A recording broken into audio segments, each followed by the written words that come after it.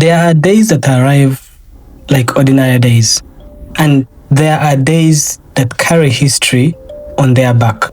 May 25th is one of those days.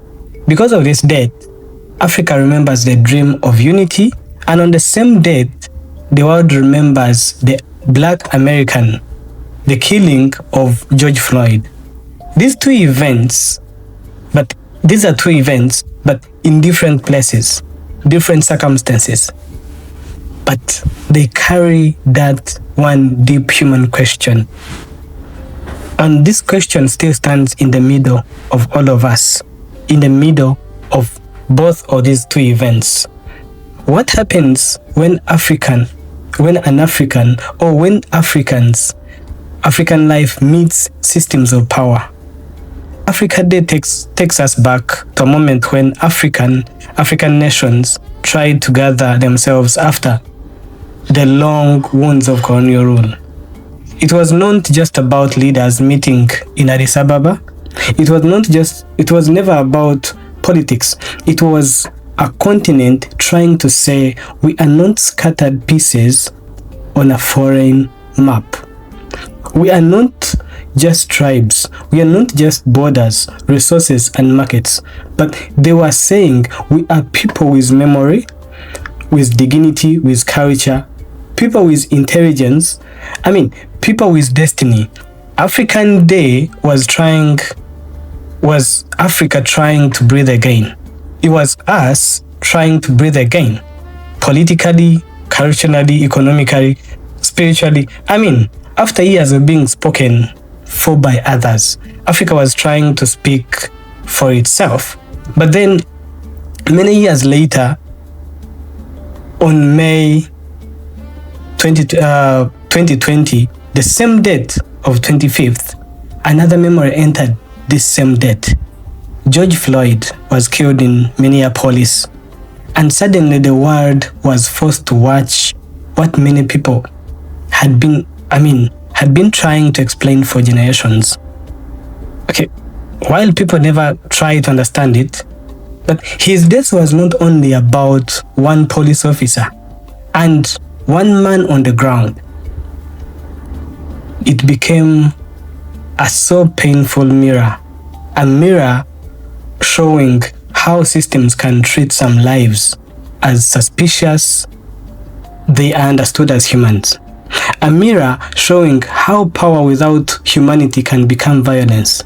A mirror showing how institutions can claim, protect, even can claim sometimes to become the very places where dignity is crushed, where they claim, yet they crush dignity. Now, let us be careful here. African Day and the killing of George Floyd are not the same events. No, we should not pretend they are the same. Africa Day is a continental memory, while George Floyd's death is a human tragedy. But they meet in the same river of history. Okay, because they are both events of dignity. They are both to be understood as for Africa and Africans. Both ask whether Black life is protected, respected, trusted, and even allowed to breathe in the presence of power. I guess you can understand me. African Day says Africa must define itself. George Floyd's death reminds us that even when Africa rises as a continent, the African descendant people across the world can still be forced to fight for the simple recognition of their humanity. One event speaks from the continent, okay, and the other event, it speaks from the diaspora side. Okay, one carries the voice of nations, the other carries the final cry of one man from African origin. But both expose the unfinished work of liberation, because this was typically showing us that there was something that was never finished, even right from the beginning. Now, this is why May 25th should not only be treated as a celebration, and it should not only be treated as sadness, it should be treated as examination, because freedom is not complete when flags rise and songs are sung. Freedom must enter the systems that govern that daily life. It must enter the police departments. It must enter the courtrooms. It must enter the schools, the offices, the homes where we come from, the families where we've been raised from. It must even enter the workplaces, even within the leadership and the leadership cultures in particular. Freedom must enter the way people are listened to, the way people are believed, and the way people are protected. Because while we think you must be paid, you must be promoted, you must at some point get corrected, not judged because you're black, not judged because no one will remember you. As an African scholar, I see May 25th as a mirror of human systems, because systems are not only governments and laws. Systems are patterns of the behaviors that are repeated until people stop questioning them. So colonialism was a system. Racism is a system. Workplace exploitation is a system. Family fear disguised as respect is also a system. Even silence can become system when people are trained not to speak about what hurts them, what bothers them. This is why the story of May 25th goes beyond politics. I just thought about this in the course of the day.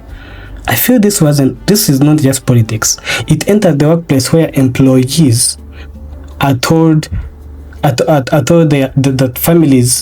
they are families, but treated like tools. It enters the home where children are taught obedience, but not emotional safety. It enters those societies while others are respected, for them they are not respected. When others are given titles, for them they are ignored. They don't have power. It enters leadership where authority is often confused with domination. The cultures that sometimes we praise but are suffering sometimes because the discipline is so different, and discipline is always mistaken for maturity. African Day reminds me in person that unity must be more than a ceremony. George Floyd reminds us that humanity must be more than a slogan. Because, see, what is the meaning of unity if people are still disposables? What is the meaning of progress if systems are still crush the weak? What is the meaning of leadership if it protects the image more than the people? What is the meaning of that freedom that we talk about, that we preach about, if human beings still has to beg to be seen? The painful truth is this: many systems do not collapse because people are bad. Those systems collapse because the design was never built around the human dignity. Workplaces can have policies and still lack humanity. You know that.